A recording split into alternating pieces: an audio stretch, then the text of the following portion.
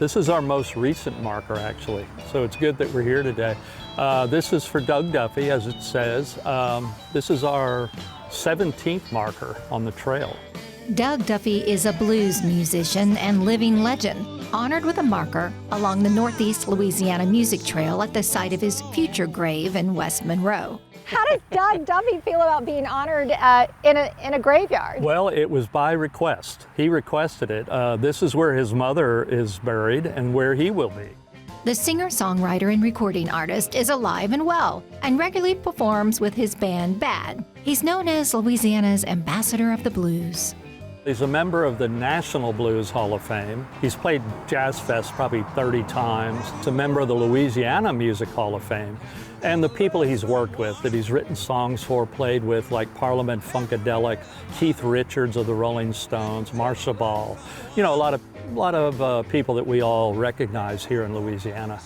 Enoch Doyle Jeter founded the Northeast Louisiana Music Trail, which winds through 12 parishes and honors all genres of singers, songwriters, composers, and musicians, past and present, with ties to Northeast Louisiana.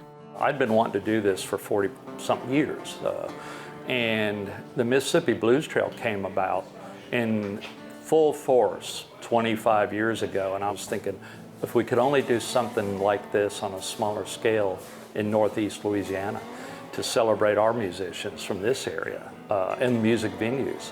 Each marker has a photo and a brief history of the honoree. We're taking you on an abbreviated tour of the music trail, hitting the highlights, and not necessarily in numerical order. Number 3. Who's Webb Pierce?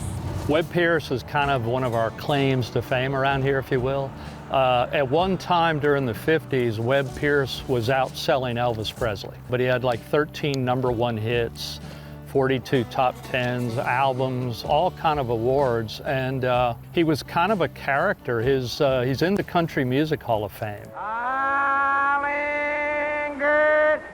Webb Pierce played in the Louisiana Hayride, a widely popular Saturday night radio show which went on the air in 1925 on KWKH in Shreveport, featuring live gospel, hillbilly, country music, and comedy acts.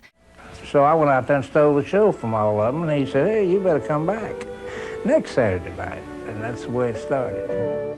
Louisiana Hayride was a star maker, and Webb Pierce was one of its protégés. At the West Monroe Convention Center, a marker memorializes the Twin City Jamboree, a Saturday night live show that drew thousands. Was the Twin City Jamboree kind of like a competitor to the Louisiana Hayride? No, that's a great question. Actually, it was at the same time. So you had people passing through here that played on the Hayride, but not really a competitor. Actually, it was just our version, if you will, of the Louisiana Hayride. But the same musicians were moving back and forth. There's no telling how many musicians that were on the Hayride are actually on this marker. My guess is probably a good 25–30%. So it wasn't competition as much as it was its own thing. Gene Stewart, nicknamed the Country Rebel, played at the Twin City Jamboree in high school. The 86-year-old country and rockabilly musician lives in Rayville, where a marker stands in his honor. I think it's a blessing. It really is for musicians to have something like that, to honor the musicians that are in this area that really need to be honored. And it's one of the better things that's come out of Northeast Louisiana in a long time.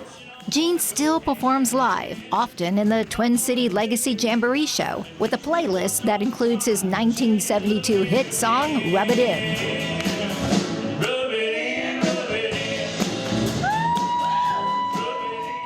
It was playing on the jukeboxes, and I found the 45 RPM in a record store, and I took it home, played it, and I thought, well, I'll just try that Saturday night. We were playing at Dale High, Louisiana at that time. So I did it, and the people kept calling us back to do it again. I think that we sang it about 3 times that first night. Shortly thereafter, I went to Memphis, and we cut it on the 45 RPM, started selling them and taking them around the radio stations. So it became a regional hit, but still in all, the song's been good to us, and we still have to do it at just about every show. And Gene Stewart, you are still performing, so I'm assuming that's part of your set. Absolutely, it is part of the show.